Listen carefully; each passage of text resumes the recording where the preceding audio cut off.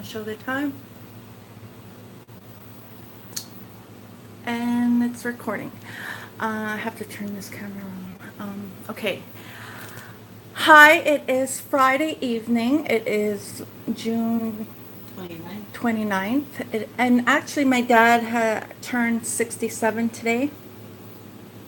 So, anyways, it is 8 p.m. as you can see from the clock. 8 o'clock on the dot. So I just wanted to document just a few moments ago, about 7 minutes ago, Mama and I were getting ready here to have our evening Bible study because it is the Sabbath. So as you can see, she's ready there with her pen and her Bible, and me too. But my Bible was in the bedroom. Okay, so I'm going to walk you through. So I told her, I said, wait, I said, I need one thing. I said, I need to go get my Bible. So I went to my room because my Bible was on the pink table. And I'll just show you over here. So I went by my bed here, and my Bible was right here on the pink table, okay? So I grabbed my pink Bible, and I went to the window. Okay, I went to the window. And as you can see, there's nobody there anymore. But the caretaker was sitting out there with another adult, and then the children were playing. But I grabbed the Bible, and then I thought, I'll just look out, right? And then I looked out, and then he was sitting there, and he was facing this way. And he says to me right away, as soon as I had opened the curtain, "Please don't be filming me, please." And then I was kind of taken aback, and I didn't say anything right away. And I was like, I just kind of made a stunned expression look at him. And then I'm like, "Excuse me?"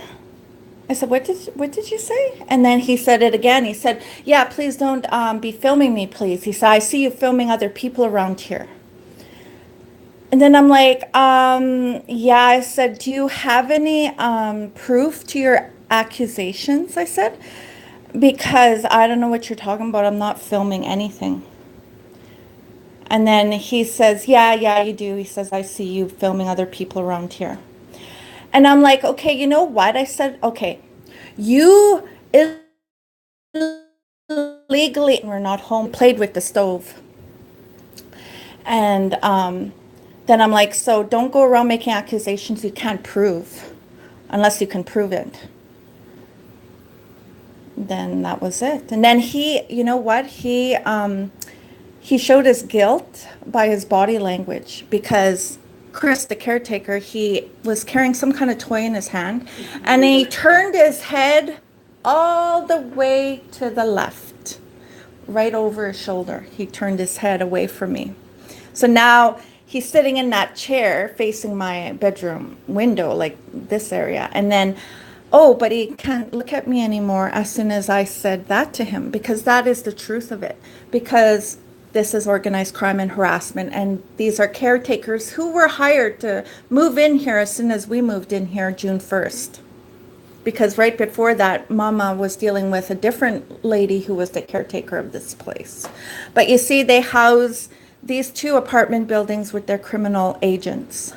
So our neighbors are criminal neighbors. So they all surveil us, and they're part of this neighborhood watch, community policing, and they work for the corrupt police. So the rules are quite different for Mama and I in terms of the law and all that, because we're persecuted Christians. We're true believers living in the last end days here, and we're being persecuted, okay? And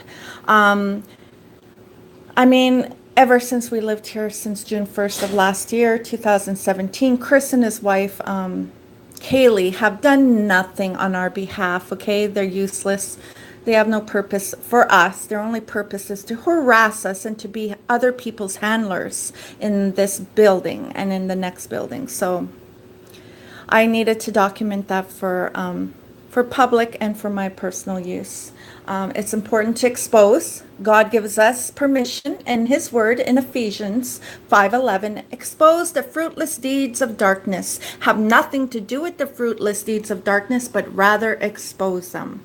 And that's what I'm doing. I'm exposing.